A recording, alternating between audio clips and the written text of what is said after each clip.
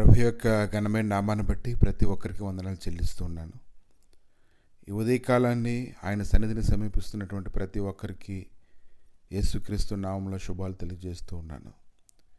ఎందుకంటే ప్రభు అయినటువంటి యేసుక్రీస్తు ఎవరి జీవితంలోనైతే ఉన్నారో, ఎవరైతే ఆయన నడిపింపులో ఉన్నారో వారు ఎంతో ధన్యులు. ఎందుకంటే ప్రతిదినము ఆయన నడిపించడానికి, బలపరచడానికి ఆయన శక్తిమంతుడే ఉన్నాడు.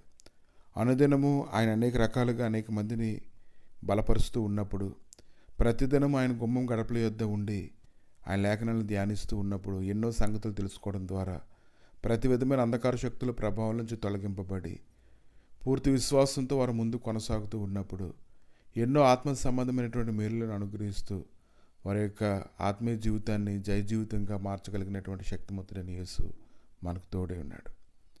ఈరోజు ఎవరైతే ఆయన గౌరవిస్తారో, ఆయన మాటలందు ఎవరైతే విశ్వాసం ఉంచుతారో, సంఖ్యాకాండము 10వ అధ్యాయము 35వ వచనంలో, ఆ మందసము సాగినప్పుడు మోషే, యెహోవా లెమ్ము, నీ శత్రువులు చెదిరిపోవుదురుగాక, నిన్ను ద్వేషించువారు నీ ఎదుటి నుండి పారిపోవుదురుగాక నేను.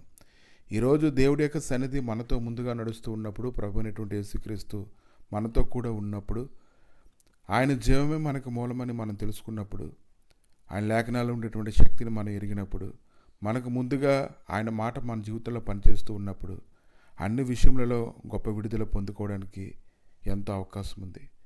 కనుక ఈ ఉదయకాలాన్ని కానీ నీవు గ్రహించుకున్నట్లయితే దేవుడి యొక్క మందసం నీతో పాటు ఉంది కాబట్టి, ఆయనకు మాటలు నీతో పాటు ఉన్నాయి కాబట్టి, ఆయన నీ మీద ఆశ పెట్టుకొని ఉన్నాడు. నీవు ఆయన్ని మహిమపరచాలి, ఆయన కనపరచాలి, ఆయన సన్నిధి భూమి మీద విస్తరించేలాగా నువ్వు శ్రద్ధ తీసుకోగలగాలి. మత్తయి సువార్త 25వ అధ్యాయము 15వ వచనంలో, అతడు ఒకనికి 5 తలాంతులు, ఒకనికి 2 తలాంతులు, ఒకనికి 1 ఇవ్వడాన్ని మనం చూస్తూ ఉన్నాము. నీవు ఆయనలో వేరుపారి లోతుగా ఎదుగుతూ ఉన్నప్పుడు ప్రభు అయితే నీవు ఆయన నామాన్ని ఖచ్చితంగా గణపరచాలని నేను కోరుకుంటూ ఉంటారు. ఎందుకంటే దేవుని యొక్క రాజ్యము నీ ద్వారా వ్యాప్తి చెందాలని ఆయన కోరుకుంటూ ఉన్నారు. కనుక ఎప్పుడైతే నమ్మకంగా ఉంటారో వారిలో బుద్ధి అనేది స్థిరంగా ఉండాలి, బుద్ధితో పాటు వివేచన కూడా సంపూర్ణమైనదిగా ఉండాలి. అప్పుడు దేవుని యొక్క రాజ్యం వారితో కూడా పనిచేయడాన్ని మనం చూస్తూ ఉంటాము. కనుక ఈ దినాన ప్రతి ఒక్కరికి కూడా ప్రభు ఎన్నో తలాంతులని అనుగ్రహిస్తూ ఉన్నారు. ఆ తలాంతులను బట్టి దేవుని యొక్క రాజ్యాన్ని గురించి వారు ప్రకటించడం అనేది ఆయనకి ఇష్టమైంది. కనుక ఎంతోమంది భూ సంబంధంగా ఎన్నో తలాంతులు కలిగి ఉన్నారు. వారు కలిగి ఉన్నటువంటి తలాంతులన్నీ కూడా వారిని అది గణపరచడానికి ఉపయోగించుకుంటూ ఉన్నారు. వాటి ద్వారా లాభం సంపాదించుకోవడానికి పరుగులెడుతూ ఉన్నారు. కానీ ఈ దినాన ఎంతోమంది, కొన్ని లక్షల మంది దేవుని కొరకు పనిచేయడాన్ని మనం చూస్తూ ఉన్నాం. కనుక ఆయన పని మనం చేస్తూ ఉన్నప్పుడు ఆయన ఖచ్చితంగా నువ్వు చేస్తున్నటువంటి పనిని బట్టి నిన్ను ఆశీర్వదించడానికి ఆయన శక్తిమంతుడే ఉన్నాడు. ఆ యజమానుడు తిరిగి వచ్చినప్పుడు 5 తలాంతులు కలిగినటువంటి వాడైతే మరొక 5 తలాంతులు చేయడాన్ని మనం చూసాము. 2 తలాంతులు ఉన్నటువంటి దాసుడైతే మరొక 2 తలాంతులు అతను సంపాదించడం చూస్తున్నాము. ఇంకా 1 తలాంతు కలిగినటువంటి వాడు దానిని తీసుకుని వెళ్ళి భూమిలో పాతిపెట్టడాన్ని మనం చూస్తున్నాము. దాని పట్ల అతడు ఎంత మాత్రం కూడా శ్రద్ధ అయితే వహించకుండా ఉండడాన్ని మనం చూస్తున్నాం. ఈ ఉదయకాలానికి నువ్వు గమనించినట్లయితే ఆయన నీ ముందర నడుస్తూ ఉన్నారు, నిన్ను బలపరుస్తూ ఉన్నారు, అన్ని విషయాలను కృపణిస్తూ ఉన్నారు. అన్ని విషయాల్లో నువ్వు ఎలాగైతే శ్రద్ధ చూపిస్తూ ఉన్నావో ఆయన నీకు ముందుగా నడుస్తూ ఉన్నారు. కాబట్టి ఖచ్చితంగా నీవు కూడా గొప్ప శ్రద్ధ చూపించి మెలకు కలిగి ఉండాలని ప్రభు అయితే నీతో మాట్లాడుతూ ఉన్నారు. మందసం సాగినప్పుడైతే మోషే అంటూ ఉన్నాడు, దేవా ఇదిగో తండ్రి, నువ్వు లేచినట్లయితే నీ శత్రువులు అందరూ చెదిరిపోతారని అతను మాట్లాడుతూ ఉన్నాడు.